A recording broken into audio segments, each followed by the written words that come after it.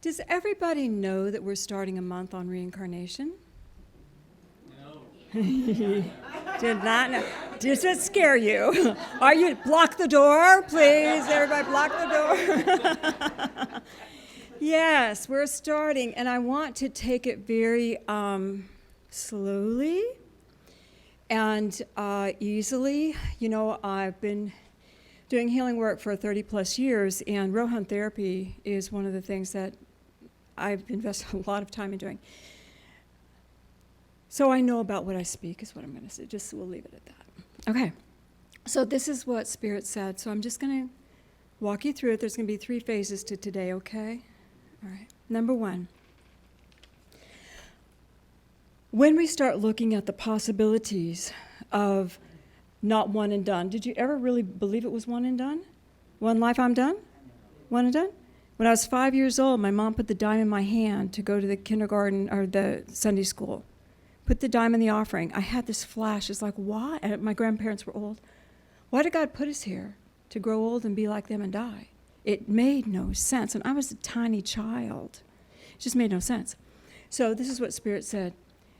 When we understand that it is not one and done, that we have souls, this is a key to the roadmap of where we are currently walking. We are a compilation of the thoughts, beliefs, and experiences that we have had in many lifetimes. Do you understand? We are a compilation. We're very complicated. So the identities that we see here are only a reflection of what we've chosen to work on. This reality that we live in now is a reflection of where we want to focus today to heal. When we look at our souls, we realize we have been so much more. We have been every race, every culture, every religion. Don't you know I studied every religion? I've been a great dad. I've been a terrible husband. I've been a wonderful mom. I've been a wonderful wife. I've been a wonderful husband as well. I have been all that, and so have you. We've all been mommies, daddies, men, women, died young, lived long. We've had the whatever variety of experiences that is possible. We've been here a long time. We've been working on this for a very long time. So we have contributed in so many ways throughout our soul's journeys, and we have learned so much, grown, and trusted God. However, we have also judged ourselves. And when you judge yourself, you create an energy block in your field. We put a block in our souls. Do you realize that? When we judge ourselves as bad or whatever, we put a block in our souls. Instead of using this beautiful energy of life around us as a means of some expansion, we have attached to the events and the circumstances that were held in energies of loss, regret, and failure. Do you understand? We've bound our energy, our soul energy, in energies of loss, regret, and failure. So instead of our goal being expansion and growth, we needed it to become remedy and healing. So in order for it to become remedy and healing, what did we have to do? We had to create situations that we could live through to experience something maybe similar, so we could heal the block in our spirit. They gave this example. Some of us, and I will say a great deal of the population that I've dealt with, when they suffer a loss of a loved one, they have an opportunity of staying in love for that person, and if they do, they will meet that person again. Another lifetime, another space. However, a lot of us suffer a loss of a loved one, and we get stuck in the loss. We will chase that soul throughout the universe time after time trying to find them. We can never find them because they're vibrating in love, and you're vibrating in loss. Do you see? And we'll have this perpetual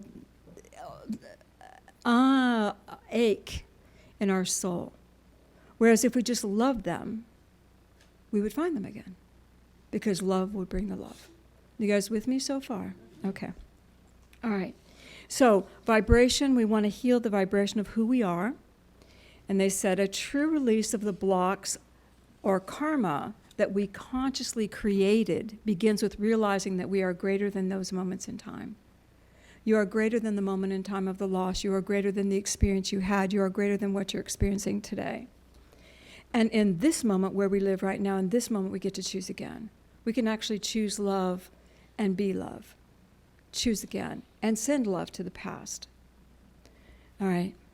I can create bigger than I ever have, and I can be free of the judgments I have of myself. Does that make sense to you guys? All right. So they wanted me to share a little experience with you. This is still phase 1. Cindy's story. Okay. When I was little, I was okay. I mean, I was not the cutest in the world, but I was okay. I mean, y'all look at little pictures. I was fine. From about 10 to 13, I got very fluffy, overweight, and I was not attractive at all. And then from about 14 to in my late 20s, early 30s, actually almost 39, I was thin. So for 25 years, I was thin after that. Then I got fluffy again, and there we have it. Okay. So I want to tell you this. During that time when I was in my fluffy mode as a child, I was in Las Vegas, 5th grade, and you're out with the kids. There was some grass outside the classroom, and we were goofing off, and there were some kids doing cheerleading cheers. Watch me. We were all doing them, and I was quite agile, fluffy or not. I could do it, and I was really good at it. But we were just playing. And the next day, I went to a space, and there was a girl that was older. I had to buy something. There was an older 6th grader there, and she looked at me straight in the face, and she said, you cannot be a cheerleader. You are too fat, and you are too ugly. And I went, oh. And my mind went, well, I wasn't trying to be a cheerleader. And then my mind went, wonder why she said that. I know what I look like, but what compelled her to say that to me? And I let it go until a few months later, I was at church. And you guys know how I am at church. When I lived in that city, I went to church every Sunday morning, every Sunday night, every Wednesday. If the door was open and I could be there, I was. I'd walk down the little street by myself and go to church. I loved church. Church was fabulous. And so I was at the little GA program, Girls Auxiliary. It was a Baptist church. And this girl who came every other month maybe came into my home, my church. And she'd written me a poem. And she gave it to me. And it said, roses are red, violets are blue. God made me, meaning her, beautiful and thin, and God made you ugly and fat. And I took the little poem, and I'm in 5th grade, right? I took the little poem, and I left the room, and I went into funny, huh? I went into another classroom, and I sobbed. I cried, and I cried, but I'll tell you why I cried. I didn't cry. I knew what I looked like. I cried because how she came in my home, and she made me less favored than God. God favors her more than me. And I cried. I said, doesn't she know God loves me too? And then I said, don't they know God loves me too? I sobbed, a soul sob, for an hour. Just cried. Nobody came to find me. Nobody came looking for me. Just cried. Don't they know God loves me too? I know what I look like. I'm okay with it. Don't they know? And my mom came and got me and just walked me home and didn't say anything about it. I heard you were upset. Yeah, I was upset. How much came through that moment? Those girls were set up to say that to me, to bring me to a crescendo. I never got mad at those girls because they're on their own journey, and if God favors them, yay God, I have nothing to say about that. But I got so clear in my consciousness, God does love me even if you can't see it. And that served me because I was going to be shunned when we went to Salt Lake City. I was going to have experiences that I would face where people were not kind to me because of who I was. I never worried about what I looked like. Didn't matter to me. Cindy, your hair is terrible. I know. Let's move on. I got things to do here. But I always was knowing that no matter where I am, no matter what I do, God loves me. Do you not think the depth, and I'm telling you the depth of my soul realization, that in another lifetime, I was persecuted for not being what was acceptable to be loved by God? Because that's what came through. That energy that I am not acceptable to this faith, this religion, these rules, whatever. that energy came through in that moment, and it healed and gave me the strength to go forward. Do you understand? Most metaphysical ministers will not talk to you about reincarnation. Why? Because you'll judge them. You'll judge them and you'll say, I can't go back to that church anymore, they're crazy. Feel free. Absolutely, feel free. Because I'm standing what I know to be true. So I want you to think about the moment I had. How many pivotal moments have you had in your life? And I'll share one other thing with you about that story. So from 14 to like 30-ish, right before I turned 40, I was thin. I stayed about 110 to 118, right in there. And if I got any more than that, it was like, okay, that's where I was size 6. Did I ever think I was thin during that time? No, what was I? Unlovely and fluffy. I was still the fat and ugly little girl, but I didn't care. I didn't care because God loved me. Do you see? How many moments do we have where we have a soul connection moment, or we have a moment where someone brings from a societal point something that locks our energy into negativity? Well, the girl's words locked me into unlovely and fluffy negativity, but my soul rallied in another way. So I still have that one to work on, don't I? The fluffy and whatever. Okay. How many moments have you had in this lifetime where you could not express why it was so powerful?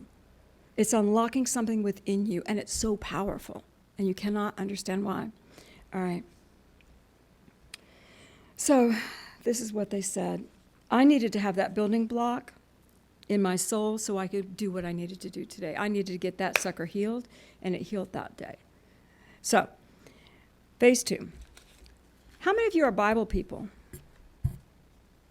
Only a few. Okay, well, for you, here we go. So, you may not know this, but in the Jewish faith at the time of Jesus' life, the Pharisees believed in reincarnation. Surprise! They did. It says, souls, this is their belief, are seen to cycle through lives or incarnations being attached to different human bodies over time. So they believed in it. In the King James Version, this is Lamsa, but in our Bible that we inherited, this is the Lamsa version, but in our Bible, Jesus is talking to people, and he's talking, and he says, he's talking about John the Baptist, and unsolicited he says, John the Baptist was Elijah. This is in Matthew 11:14. Then in Matthew 17:10 through 13, the disciples say, well, didn't they say, the prophecy is that Elijah would come before the Christ comes. And Jesus says to them, Elijah did come. You didn't see him. It was John. And they went, oh.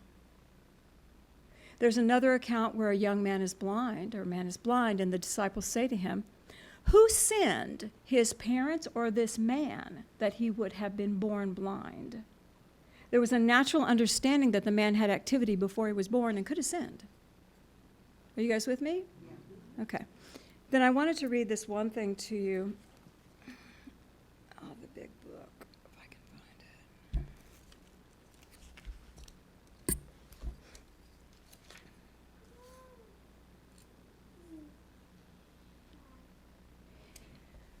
This is out of what we inherited. KJV, any translation, this is Lamsa translation, but this is out of what we inherited. Jesus is saying to his disciples, who do men say I am? And he says, some say you're John the Baptist, some say you are Elijah, and then some say you are Jeremiah. In the Aquarian, it says, I wanted to read you this as well. I heard a ruler of the synagogues exclaim, this man is Jeremiah, because he speaks like Jeremiah. The foreign masters who were with us think you are Gautama. James said, I think most of the Jews believe you are the reappearance of Elijah. And then John spoke. When we were in Jerusalem, I heard a seer exclaim, this is none other than Melchizedek, king of peace, who lived 2,000 years ago. What do you see but a pattern of a belief within the people that he was teaching of reincarnation? There is a pattern of a belief. So this is something that we need to honor, that It is there. People will argue it in and out.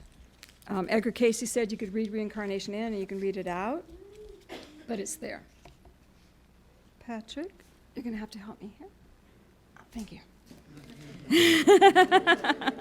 The heavy one. All right.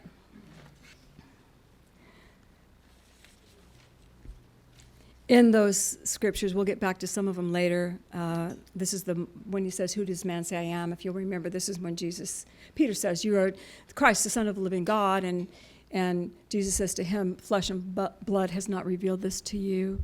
You are the rock, and upon this rock I will build my church." The fact that you can hear God, the fact that you can have faith in what I'm saying to you. So Jesus was bringing everybody to that moment of his Christed consciousness, but they were definitely in a space where reincarnation was accepted. Okay, that was phase 2. Everybody good with that one? Anybody need any more Bible? No. Because I can go on. Okay. Phase 3. Why here, why now? Why here, why now? Do you guys have any idea how every generation that is born brings in a new era? Don't they? They bring in new energy. But how long did we have horses and carriages? How long did we not have the communication, even of telegraphs? How long? Generations would bring in energy, but it didn't really always change the culture, did it? But recently, have we not seen some changes? My grandmother was born in Oklahoma Indian Territory. When she was a little girl, and I knew my grandmother, she lived till I was in my 20s, 20-ish. When she was a little girl, her family went in a covered wagon to Arizona. My grandmother. You know what Hazel's going to say to her kids? She's going to say, my grandmother was born when they didn't have cell phones. And it's going to be just as crazy. Just as crazy. You know, things are changing so fast right now. In the past, we would have a situation, we would be born in a situation that our soul needed to have an experience, and we might stay in the same city forever. We might stay in the same environment forever. Do you understand? And we'd have to focus on what we came to work on forever. Things are moving so fast now, so fast. My generation, and we are still with you, you are welcome.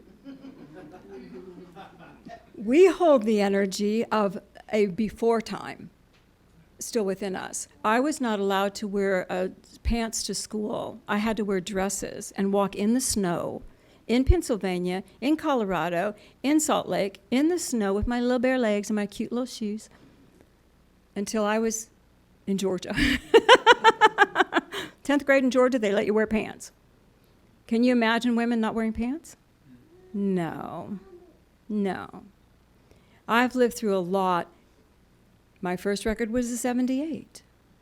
We've lived through, you guys don't know, all of the 8 tracks, cassettes, blah, blah, blah, blah, to wherever we are today. I don't even know where we are today with music. You know? We've lived through a lot. My favorite one is the phone, landlines. When David was little, I was so happy somebody told me they had 30-foot cords on your landline.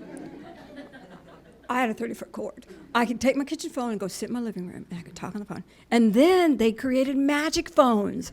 Magic phones. They had a little thing. You picked it up and walked anywhere, go outside. Oh, my God. And then cell phones. I don't think David got a cell phone until college. Did it? College. Yeah. How fast have we grown since then? David's generation, my son is in his 30s, late 30s.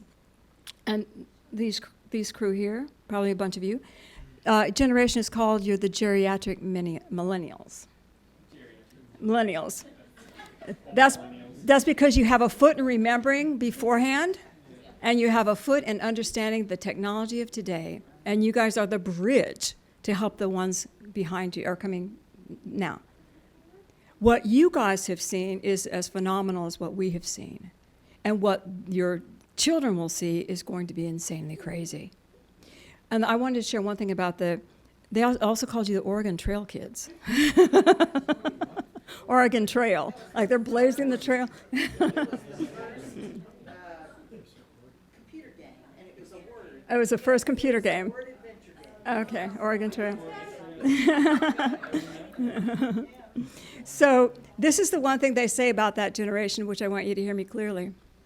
That generation can read your body language. They read your facial expression. They know when you hesitate what you mean. They can answer a phone and listen. The ones behind them can't. Isn't that fascinating?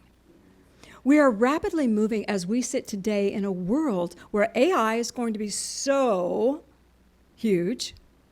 But you know what's going to be required to be huge if AI is going to be huge? Automatic requirement. Intuition. Intuition. AI? Intuition. Because AI does not have an intuition, and it doesn't have a heart. We're moving into a space that's going to be so unlike anything that Patrick and I have known in this lifetime. But in the current condition where we stand today, how many varieties of experiences can you have?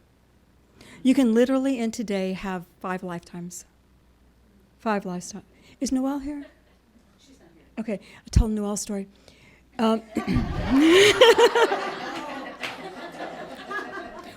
When I was young, divorce was frowned upon. My aunt her husband divorced her, and it was a family tragedy. It was a tragedy.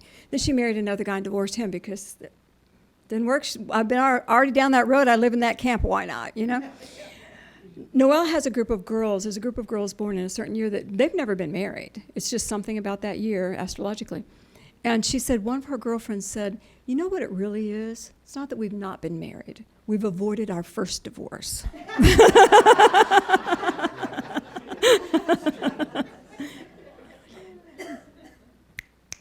Change it up, move it up, change it up, move it up. How many people do you know that just keep change it up, move it up, change it up, move it up?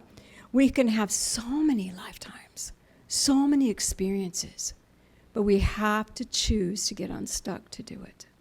We don't have to go back and be born in an mountain in the Alps and isolate ourselves. We can actually have the very same experiences here because there are people, there are situations, there are all kinds of energies moving about us that would love to vibrationally be drawn to you so that you can experience the healing of the judgments that you have about yourself and your soul.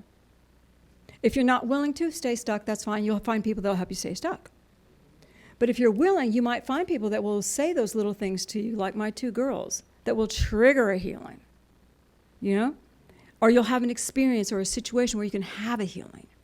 And when we heal our soul, we lift the energy, and the energy flows freely. And when the energy flows freely, we feel the love that we are. And in that, you can have anything you want. You guys with me? Okay. All right, so we're in a very, very, very fabulous space. So Spirit said this. You know, we come with life plans. This is Cindy now. We come with life plans, and the life plans might say, my general goal is I want to learn how to blah, blah, blah. You know, you can learn that a million different ways. And the minute you're done, you know what? You pull from soul's B plan B, next step, soul. What's my next plan? And you pull the next plan. Then you pull the next plan. That's why a lot of metaphysicians say, is it ever going to stop? No. No. If you want to keep growing, it's never going to stop. So Spirit said this. This is a time of rapid transformation. It's a time of ascension. Not ascension through mystifying yourself. They started ascension talk in the 90s. Like you have to now, whoa, be on the mountaintop, raise up, don't eat, don't have sex. I mean, it's not in honoring our human nature.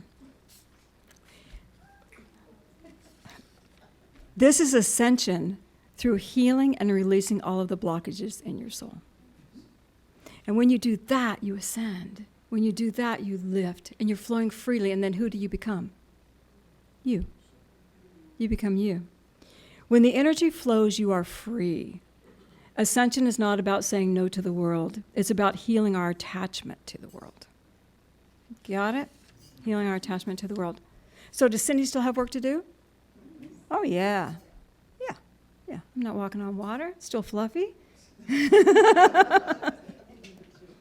know? So put that makeup on.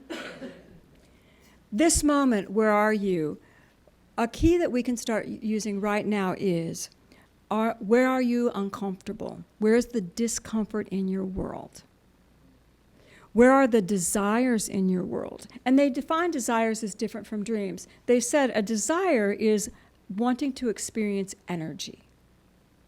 A dream is wanting to change your reality. A dream is something I want to make real in my world, a part of my world. I'm dreaming in this. Desire, I want to have a good lunch. I want to have a good vacation. I want to have, which is all part of my reality too. But the dreams are the building blocks of our reality. What are you dreaming? What are you desiring? And where's your discomfort?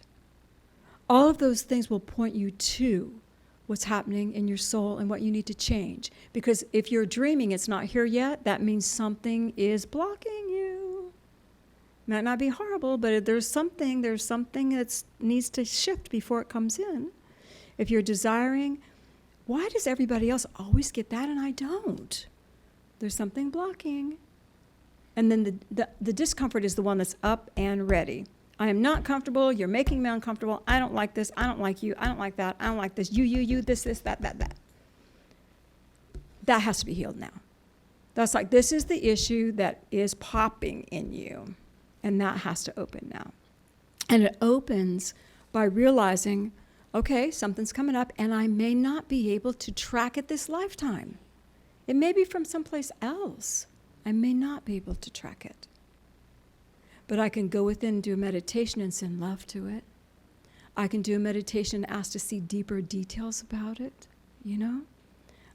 It's within my soul. I have access to it. I have access to it. I want to read one thing, and then we'll do our meditation. 114.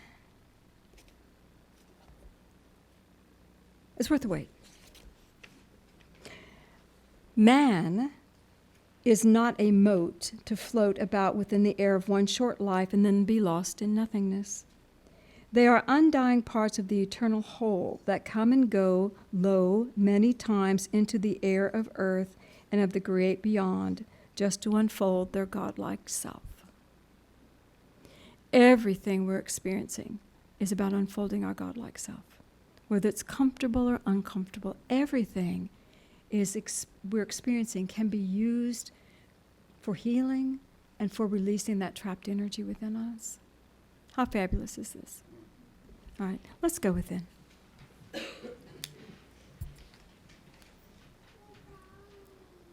And just take a breath. Father, Mother God, I ask that all that we now do be for the highest good of all concerned. And just feel that beautiful love of Jesus Christ with you, the way shower. You can feel him by your side. Feel that you are held in a beautiful column of light. Take a breath and imagine now that you can be taken into your heart. Just gently moved into the garden of your heart, where there is peace, or stillness, or activity. Whatever you find is perfect for you.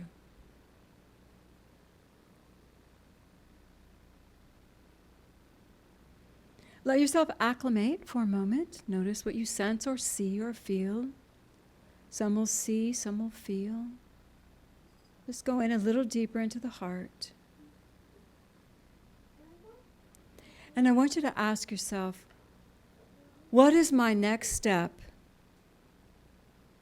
in releasing the blocks that create my current discomfort? We all have discomfort.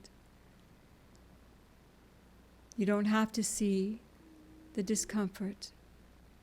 Ask, what is my next step? And just feel.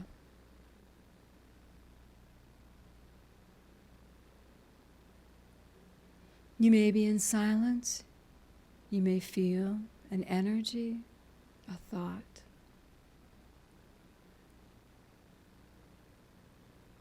And now open your heart and say, Father, Mother God, help me. Help me find this next step. I want to be free.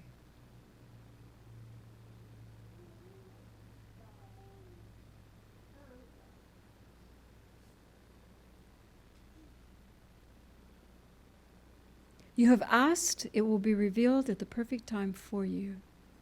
Now I want you just to take a breath and send love throughout the entire heart center. Feel your heart coming alive. You are God's child. You are perfect. Feel that beautiful love of the Christ as He begins to bring you back into awareness of your physical body. And feel a beautiful energy at your feet as you become aware of the chair you're sitting in. Feel an energy of your feet. I stand in this space by divine appointment. This is my life, and I am grateful. We thank you, God. And again, deep breath, send your love into the room. And when you're ready, you can gently open your eyes.